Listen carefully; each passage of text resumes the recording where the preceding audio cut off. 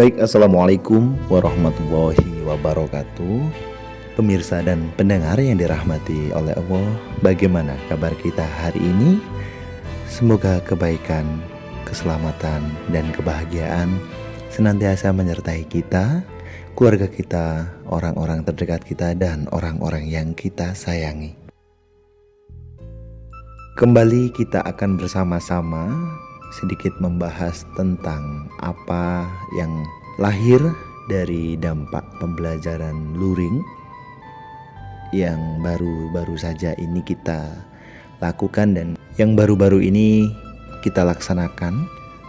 Sebagian besar siswa dan mahasiswa telah mengikuti dan melakukan kegiatan pembelajaran secara luring, yakni tatap muka, yang dimana hampir terhitung 2 putaran, yaitu 2 tahun ini pengalihan pembelajaran dengan sistem online yang otomatis pasti ada dampak positif dan negatifnya.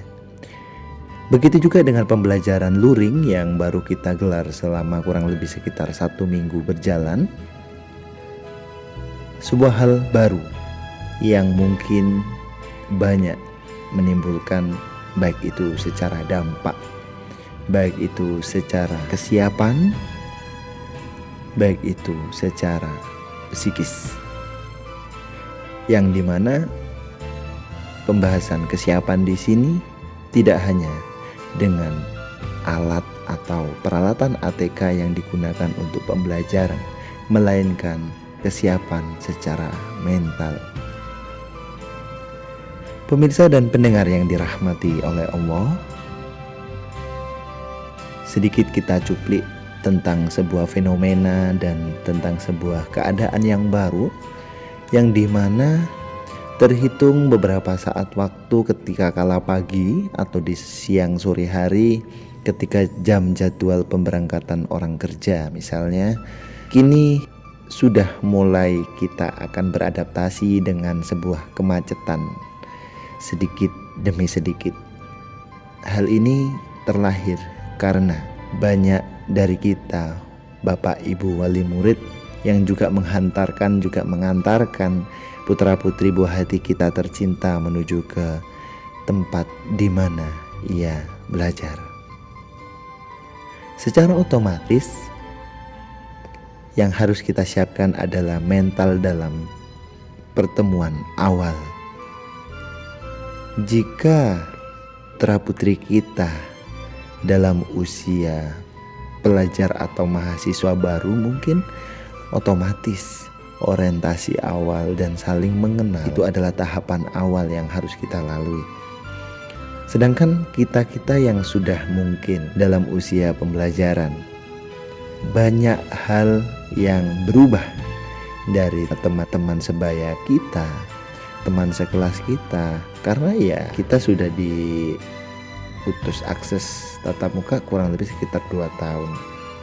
Terlepas dari silaturahmi pribadi, unjung anjang sana, rumah ke rumah, suasana yang harus benar-benar menerapkan dan menjaga protokol kesehatan, apakah sudah maksimal dilakukan? Ini adalah orientasi awal yang harus kita kuatkan pada diri kita, buah hati kita, dan orang-orang yang kita sayangi di sekitar kita. Karena kalau dari segi pengamatan kita, mungkin seorang tenaga pengajar atau mungkin pengelola atau mungkin pengurus dari sebuah lembaga pasti sangat menganjurkan dan mewajibkan untuk menggunakan protokol kesehatan secara maksimal. Namun akan tetapi bagaimana dengan anak-anak kita, buah hati kita tercinta, yang dimana terkadang mungkin dia lupa, mungkin dia lalai, maskernya terlepas, hidungnya terlihat mungkin, atau mungkin bahkan dia sudah mulai berjabatan tangan, bercengkrama, berpelukan. Karena apa? Ya tidak bisa dipungkiri, suasana hati, suasana perasaan yang rindu akan suasana-suasana yang terdahulu sudah biasa mereka hadapi dan mereka lakukan. yakni pembelajaran tanpa ada batasan.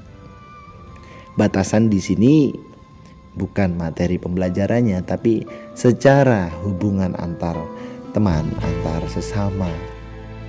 Itu yang tidak begitu menganjurkan dengan protokol kesehatan saat itu. Dampak-dampak seperti tadi adalah sedikit yang kita kategorikan menjadi sebuah dampak negatif. Kenapa?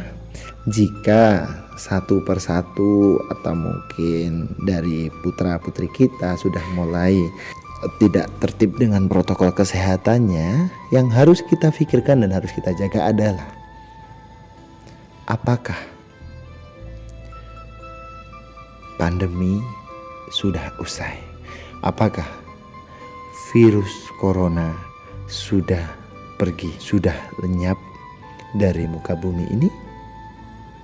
Kita sendiri belum tahu, karena hanyalah Allah yang tahu semua rahasia ini. Pemirsa dan pendengar yang dirahmati oleh Allah, secara gambaran dampak positifnya dari pembelajaran tatap muka ini adalah sikap atau sifat bermasyarakat, potensi muatan untuk berinteraksi, berkomunikasi, dan membangun jiwa bermasyarakat akan jauh lebih baik, dan lebih maksimal. Dengan apa? Bagaimana kita bersosial, bagaimana kita berlingkungan, bagaimana kita berteman dan bermasyarakat. Itu akan terlahir secara mengalir dengan adanya sebuah pertemuan. Kalau ataupun kemarin masih teralihkan atau mungkin tertolong dengan media komunikasi atau mungkin gadget atau mungkin alat elektronika lain yang menghubungkan komunikasi antara anak, antara guru, semua itu pasti ada kendala, semua itu pasti ada batasan. Kenapa batasannya? Secara logis mungkin pulsa, paket, atau mungkin jaringan itu penghambat.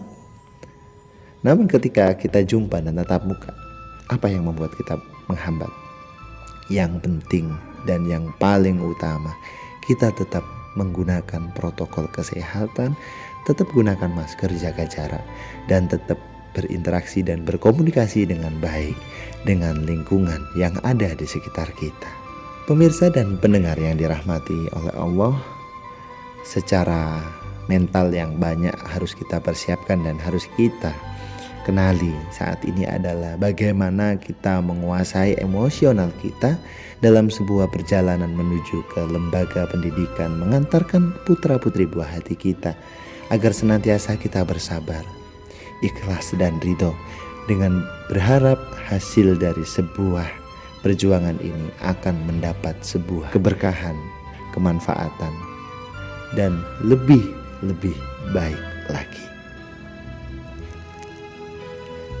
Pemirsa dan pendengar yang dirahmati oleh Allah, marilah kita bijak dan saling membangun toleransi antar umat, antar suku, antar budaya, antar lingkungan, dan antar masyarakat di sekitar kita, agar kita tidak menjadi orang yang fanatik, menjadi orang yang mungkin anti dengan sebuah gerakan-gerakan apapun. Semoga bermanfaat. Bila mana ada kurang dan lebihnya, kami mohon maaf yang sebesar-besarnya. Kami pamit undur diri. Wabillahi taufik wal hidayah, wabiridho wal inayah. Wassalamualaikum warahmatullahi wabarakatuh.